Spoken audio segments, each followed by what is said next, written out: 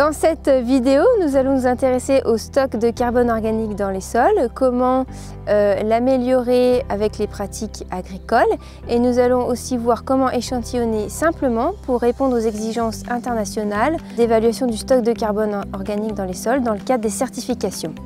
Dieses Video gibt es auch auf Deutsch. Le carbone dans le sol a un rôle très important pour plein de fonctions qui concernent la fertilité, qu'elle soit chimique, physique ou biologique du sol.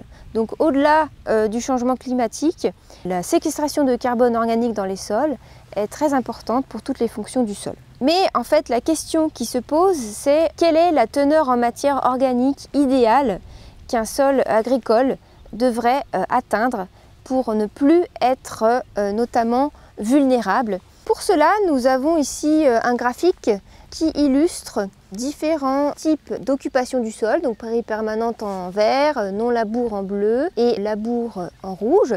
Donc ce sont des échantillons qui ont été pris sur le plateau suisse à différents moments de la rotation. Et en fait, grâce à ces échantillons, nous avons pu connaître leur qualité, notamment du point de vue de la structure, et relier ça au ratio matière organique sur argile.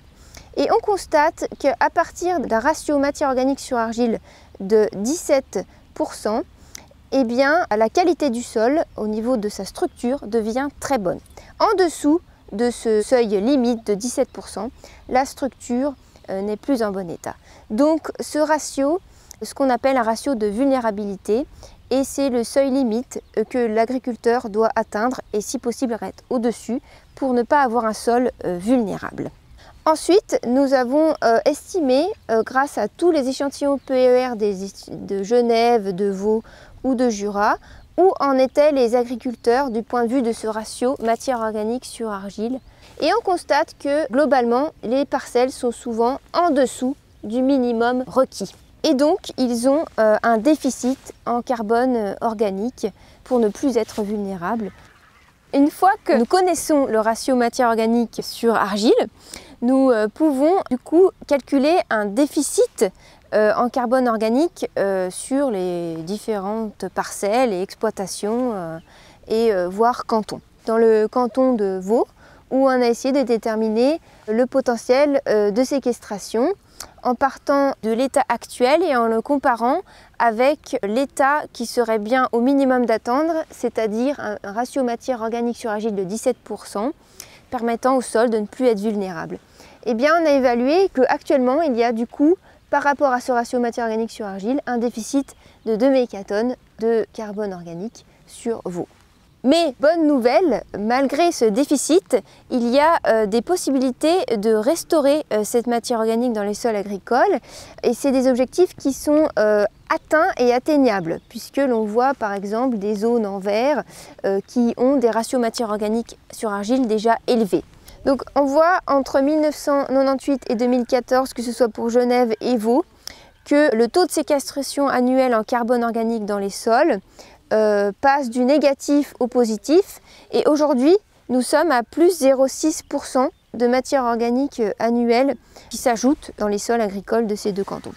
Cette tendance vers le positif peut s'expliquer par des mesures réglementaires comme les 4 cultures minimum dans la rotation ou l'implantation obligatoire d'interculture, etc. Plus de nouvelles pratiques agricoles qui se sont développées dans ces années-là. On a pu aussi, grâce à nos enquêtes, voir les pratiques agricoles qui étaient favorables à cette présence de carbone organique dans le sol. On a pu constater que le taux d'évolution annuelle en carbone organique en pour 1000 ici augmente avec le nombre d'espèces dans le couvert et le nombre de couverts sur 10 ans. Donc, volet couvert est très important.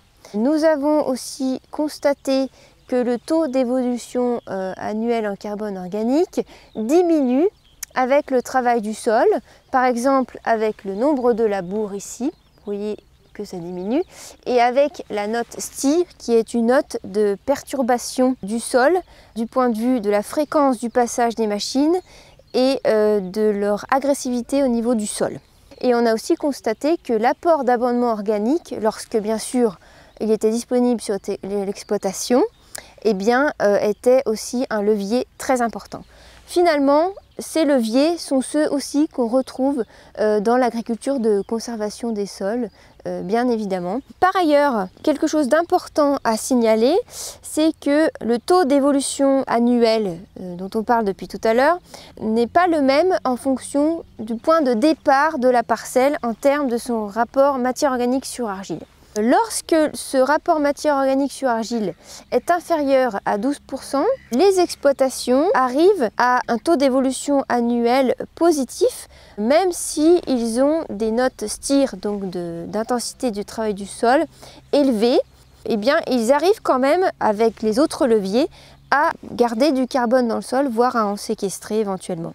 Par contre, au-dessus de 12% de ce ratio matière organique sur argile, les exploitations qui ont une note STIR élevée, c'est-à-dire qui ont une intensité mécanique élevée, eh bien, n'arriveront pas vraiment à garder ce carbone, voire à le séquestrer.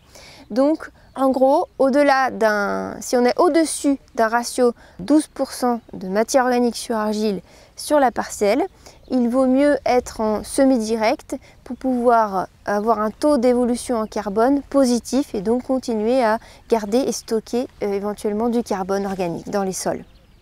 Ces résultats démontrent pilier par pilier, comme les couverts sont importants, le travail du sol serait à limiter et l'apport d'amendements organiques est très important aussi. Eh bien, l'on retrouve ici les piliers de l'agriculture de conservation que l'on connaît, ce qui amène à dire que l'agriculture de conservation peut permettre cette séquestration de carbone dans le sol. Dans le cadre de l'échantillonnage PER, on mesure la teneur en carbone organique, donc en massique. Nous avons constaté qu'il fallait au moins 20 piqûres de sol pour constituer un échantillon composite qui soit représentatif de la parcelle. Dans le cadre des processus de certification en carbone, la problématique est un peu différente puisque là, il faut raisonner en stock de carbone et non plus en teneur en carbone. Donc il y a une notion de passer du massique au volumétrique et donc de prendre en compte le volume de sol en question. Il est recommandé vivement à l'échelle internationale de raisonner sur une profondeur d'au moins 30 cm et aussi de raisonner en masse de sol équivalent et non plus à profondeur de sol équivalent. En effet, lorsque l'on cultive son sol en le travaillant, en apportant la matière organique ou en fonction des précipitations, le volume du sol peut changer, donc ça n'a pas de sens de raisonner à profondeur de sol équivalent. Donc dans notre laboratoire, dans notre groupe, nous proposons une méthode simple, basée sur celle de l'échantillonnage PER vu précédemment, avec 20 piqûres dans la parcelle et un échantillon composite que l'on mélange dans un seau. Mais nous la déclinons de la manière suivante, c'est-à-dire que nous prélevons d'une part entre 0 et 20 cm et aussi nous prélevons la couche 30 cm en supplément. Les deux couches sont pesées et analysées. Et ensuite, un facteur de correction est appliqué, ce qui nous permet de passer de teneur en carbone organique au stock de carbone organique et donc de répondre de manière simple en déclinant simplement le prélèvement PER aux exigences internationales.